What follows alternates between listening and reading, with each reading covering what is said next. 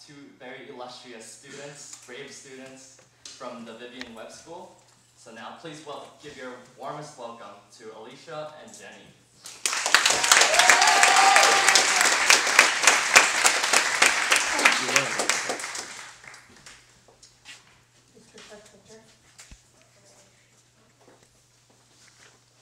Can everybody hear me? Yes. Okay, awesome. So I am impulsive, which means I don't think my thoughts through. So like what Taryn said, when Mrs. Stewart gave us the complete list of the speakers for this event, we realized that for a web event, we have absolutely zero representation of web students. Or female, or Asian, or us. You know, we have to be on the stage. So when she finished, and while everybody else started sharing this, oh, I don't want to volunteer myself glances, my hand, with a mind of its own, decided to shoot itself up and volunteer. And after Jenny, Oh, there you go. Okay. and after Jenny, I don't need a mic.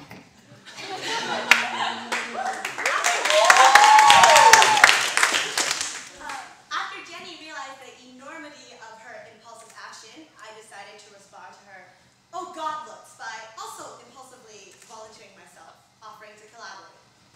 And we mourned for hours over our dysfunctional hands and impulsive actions. But what we also mourned over was exactly what are we going to talk about.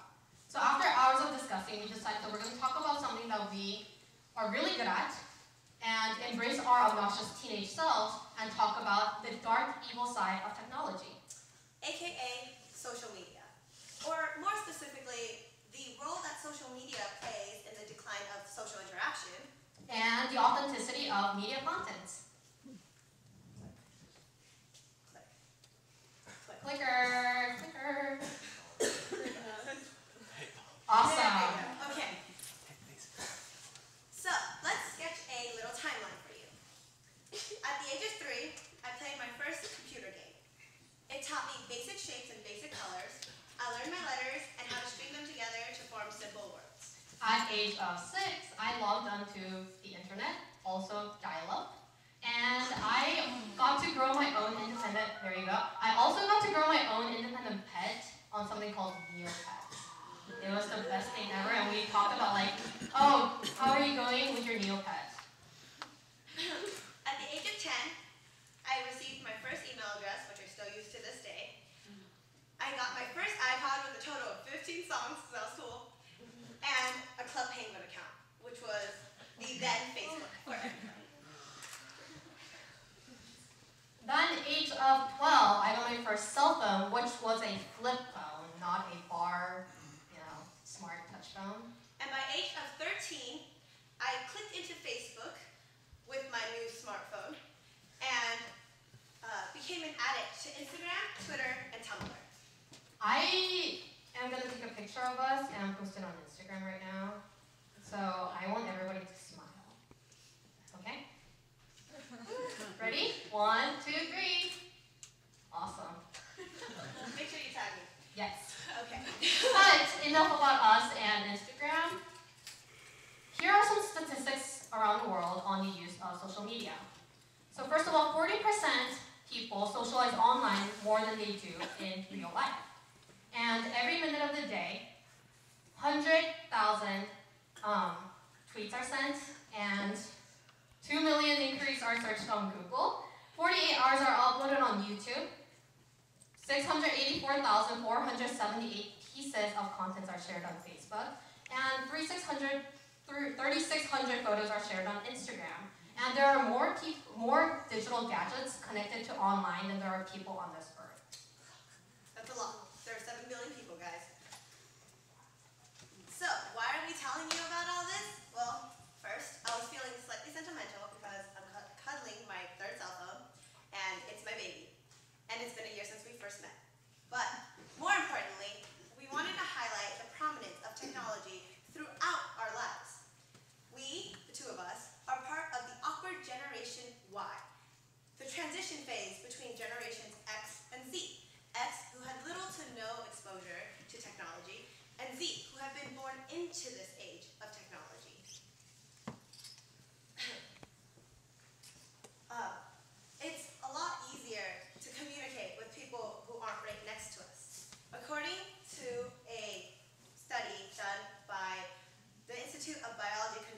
2009, the rise of electronic media has had a direct effect on social interactions between people. Surprise, surprise. Because now it's just a lot easier with access to Facebook and Twitter to connect to people who aren't right next to us. Rather than talk to my friend in the library about homework, I can simply Facebook chat her. And rather than waiting around after school to talk to my teacher, I can text him, because we all text our teachers, right?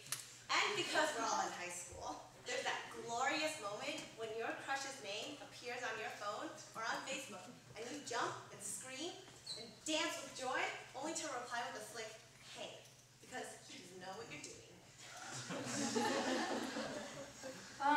But am I the only one who feels ironic that while social media contents are supposed to connect us all together, it's really not doing its job very well?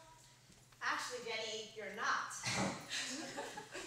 A lot of studies have been conducted on this internet paradox to highlight the fact that although these social networks are trying to connect us all, they're actually pushing us further apart from each other. The thing is, this decline in social interaction is not only slightly depressing, but also very alarming. The thing is, you don't realize it, but your friends are actually beneficial to your health. We need people around us to help challenge us, to help us learn, to help support us. But without these people, your mental and your physical health can deteriorate. So studies after studies have shown that people with more friends and larger groups of social circles live longer, happier, and more satisfied lives. That doesn't mean you're going to die soon if you don't have friends. Just saying. So then there's the question of what kind of relationships can you build over the internet? How far can you know a person through text, through Facebook chats? Can you really, really get to know that person like you should? It's important to realize that these social networking places aren't the places to build the relationships, but rather the tools to use to connect to people. It's a lot more convenient, yes. I'd much rather text a person than to actually go look for them and talk to them, because that's so annoying. But it's really, really important to realize that you have to talk to people in order to get anywhere in life. And plus, it's really important to find people to make sure they haven't become hermits or anything, because when that happens, their social media goes slightly crazy. And speaking of hermits, with the development of technology, life became easier, or at least we think it became easier. So, with development of technology, we can book hotels, we can shop for clothes, shop for groceries, and submit theses or project proposals. People can virtually live through life without even having to leave their houses. And with the development of technology, like what Alicia said, it's so much easier to talk to people. I can talk to my sister who's in Boston in a matter of seconds, as my brother who's also in Boston can talk to her in a matter of seconds. But as it is easy for us to share content and share information with each other, it's also easy for the mass media to transfer their information to their target audience. So the question is, what is mass media? Well, mass media can be divided into roughly 4 parts. The first one is broadcast media. Second is print media, outdoor media like billboards, and finally our favorite, digital media. And when it comes to, when you do stuff and you realize that it's ridiculously easy, that you start to worry a little bit because, things are never supposed to work out very well. It's like the math homework that you're working on and you're like, why is this so easy? Like, am I doing this completely wrong because this shouldn't be easy? Well, I think the same skepticism should apply to social media also. We should always ask this question of how real is the media that we're looking into? How authentic are the information that we're receiving? So, I might be starting to sound like your history teacher who always tells you, you need to worry about what you cite and you need to consider the authenticity of the sources that you're going to use for your history paper. But it's crucial that we ask these questions because, A, the statistics show that by age of 12, a girl would have seen up to 77,546 commercials. And the average teenager per week consumes 10 hours of computer media, 31 hours of TV, 17 hours of music/audio media, 4 hours of print or text, and 3 hours of radio? And that's not even including cell phone usage. So on average, teenagers consume 11 hours of media per day. And after 3 minutes, if the clicker will work, after 3 minutes of flipping through a magazine, 48% of the teenagers feel like they should be as skinny as the models. And speaking of models, 20 years ago, the average model used to weigh 8% less than average people. But today, that percentage is now up to 23%. And that's what teenagers now want to be, which is super unhealthy, right? Just to make sure you guys are all paying attention. Yep. And as a result, 31% of average teenage girls refuses to eat in an attempt to lose weight. Well, compared to the X generation, who had basically televisions and magazines, and that's about all they had, the Y generation has bottomless amount of information put to them where they can access it anytime they want. And the Y generation is so built upon social media that, like this cartoon, social media and mass media become part of our norm. So, my mom used to work in the fashion industry long time ago when dinosaurs used to like roam around the world. And as a young kid, I thought because that's the job that my mom used to have, I wanted to be in that field. So that's me at age 6, I think, thinking that I'm a total hipster, with my glasses on. But then I quickly gave up that dream when I realized that the fashion industry is not really all about the makeup and the glamour that they get. Actually, it's everything but makeup and glamour. And during the X generation, while the people models were less idolized because all they had was TVs and magazines. In order to idolize and go see the models, you have to be in the field or you have to be in the runway. However, today, you get,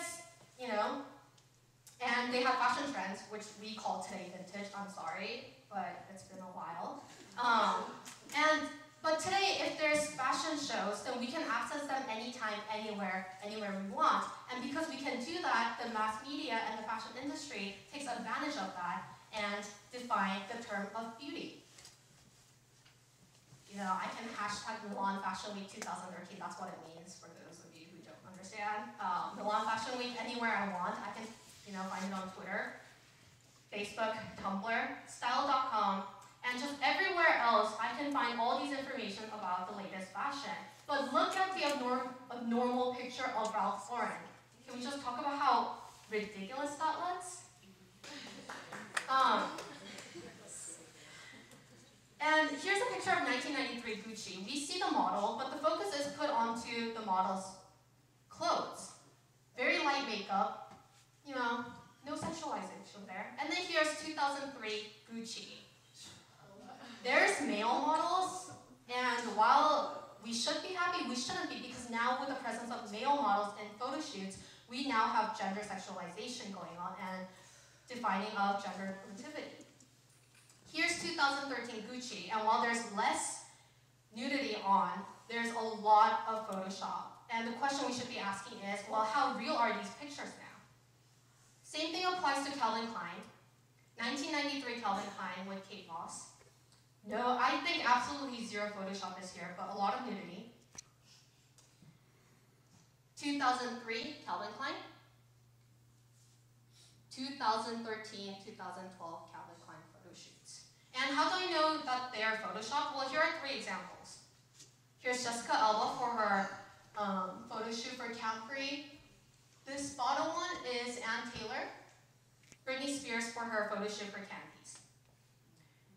And today, everything is about how we look, whether it's Facebook profile, whether it's the fashion magazine. It's all about what it looks, and we care about the facade of it, not its content. So as much as I love technology, don't get me wrong, I love technology, because without my MacBook, I would be perusing through my 500-page history book and finding that one line, or looking through my bio book that I actually never opened this year to find that one line that will prove my thesis. And I'll be pulling an all-nighter. And my phone is literally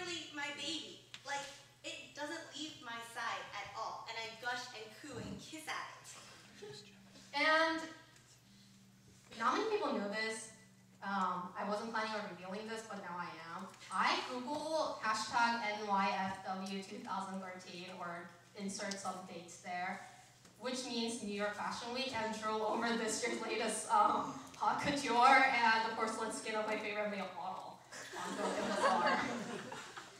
And I secretly wait on Facebook for that little green dot to appear next to his name. Wait to see if I should start the conversation first, or he should start the conversation first, and scream when his box eventually pops up first. But before we glamorize over my favorite male models, porcelain skin, and the latest Gucci line, we should be asking ourselves, well, how real is the latest Gucci line's photo shoot, and how real is his porcelain skin, whether it's Photoshop or plastic surgery on? And before you debate with your friends whether or not to confess your feelings over Facebook or through text, you should ask yourself how well you know that person and how much you interact out of the cloud in the air. Because in real life, that's where actual things happen. I'm giving this talk in real life. I'm not giving this talk through Google Plus with all of you guys at the bottom of it or at Skype.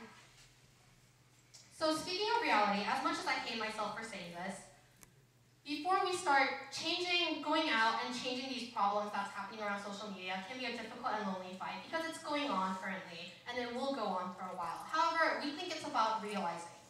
And acknowledging these issues and recognizing these issues. It's not about changing it. Ideally, in the perfect world, we would be changing it in a matter of seconds as we can contact Kate, who's across the country. However, that's not the case. So we want to help, as much as it is important to call for change, we want to help our fellow obnoxious teenage friends and the upcoming Generation Z to recognize these issues and don't take it for granted and really think about the content before taking it. So that way we can shine a light on the dark side of this technological movement. And make it our home base. So that's what we have for you guys today. That's all.